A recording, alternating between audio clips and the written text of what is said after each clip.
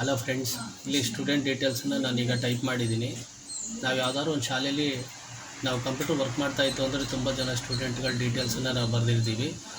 ಎಲ್ಲ ಸ್ಟೂಡೆಂಟ್ಸು ಬೇಕಾಗಿರೋಂಥ ಡೀಟೇಲ್ಸಲ್ಲಿ ಮಧ್ಯೆ ಇರುವಂಥ ಯಾವುದೇ ಸ್ಟೂಡೆಂಟ್ಸು ನಾವು ನೇಮನ್ನು ಫೈಂಡ್ ಮಾಡಬೇಕು ಅಂತಂದರೆ ಅದಕ್ಕೆ ಒಂದು ಈಸಿ ಟ್ರಿಕ್ಸನ್ನು ನಾನು ಹೇಳ್ಕೊಡ್ತಾ ಇದ್ದೀನಿ. ಮೊದಲು ಡಾಟಾನ ನೀಟಾಗಿ ಸೆಲೆಕ್ಟ್ ಮಾಡ್ಕೊಬೇಕು. ನಿಮಗೆಲ್ರಿಗೂ ತಿಳಿದಿರೋ ಹಾಗೆ ಈ ಒಂದು ಆಪ್ಷನ್ ಸಾಮಾನ್ಯವಾಗಿ ಎಲ್ರಿಗೂ ಗೊತ್ತಿರುತ್ತೆ. ಡಾಟಾಗೆ ಬರಬೇಕು, ಫಿಲ್ಟರ್ ಅಂತ ಇರುತ್ತೆ, ಇದು ಕ್ಲಿಕ್ ಮಾಡ್ಕೊಬೇಕು. ಈ ಪಾಯಿಂಟ್ ಹತ್ರ ಕ್ಲಿಕ್ ಮಾಡಿದ್ರೆ ಇಲ್ಲಿ ಸರ್ಚ್ ಅಂತ ಇರುತ್ತೆ. ಸೆಲೆಕ್ಟ್ ಆಲನ್ನು ಮೊದಲು ಆಫ್ ಮಾಡ್ಕೊಳ್ಳಿ. ಯಾವ ಸ್ಟೂಡೆಂಟ್ ಡೀಟೇಲ್ಸು ನಮಗೆ ಬೇಕು ಆ ಸ್ಟೂಡೆಂಟ್ ಡೀಟೇಲ್ಸನ್ನು ಹೆಸರನ್ನ ಟೈಪ್ ಮಾಡಬೇಕು. ಆಮೇಲೆ ನಂತರ ಓಕೆ ಅಂತ ಕೊಟ್ಟರೆ ಆ ಸ್ಟೂಡೆಂಟ್ ಡೀಟೇಲ್ಸ್ ಬರುತ್ತೆ. ಮತ್ತು ಬೇಡ ಅಂದರೆ ಆಫ್ ಮಾಡಿ. ಇದು ನಿಮಗೆಲ್ರಿಗೂ ಗೊತ್ತಿದೆ, ಆದರೆ ಇದರಲ್ಲಿ ಶಾರ್ಟ್ಕಟ್ಟನ್ನು ನಾನು ಹೇಳ್ಕೊಡ್ತಾ ಇದ್ದೀನಿ. ಅದು ಬರಬೇಕು ಅಂದರೆ ಕಂಟ್ರೋಲು ಶಿಫ್ಟು ಎಲ್ಲನ್ನು ಪ್ರೆಸ್ ಮಾಡಬೇಕು. ಮತ್ತು ಅಗೈನ್ ಫಿಲ್ಟರ್ ಆನ್ ಆಗುತ್ತೆ.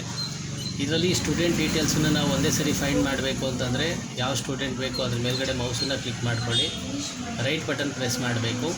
ಇಲ್ಲಿ ಫಿಲ್ಟರ್ ಅಂತ ಇರುತ್ತೆ, ಫಿಲ್ಟರ್ ಬೈ ಸೆಲೆಕ್ಟೆಡ್ ಸೆಲ್ ಅಂತ ಇರುತ್ತೆ. ಇದ್ರ ಮೇಲ್ಗಡೆ ಕ್ಲಿಕ್ ಮಾಡಿಕೊಂಡ್ರೆ ಆ ಸ್ಟೂಡೆಂಟ್ ಡೀಟೇಲ್ಸ್ ಓಪನ್ ಆಗುತ್ತೆ. ಮತ್ತು ಅಗೈನ್ ಬೇಡ ಅಂದರೆ ಫಿಲ್ಟರ್ನ ಆಫ್ ಮಾಡ್ಕೋಬೋದು.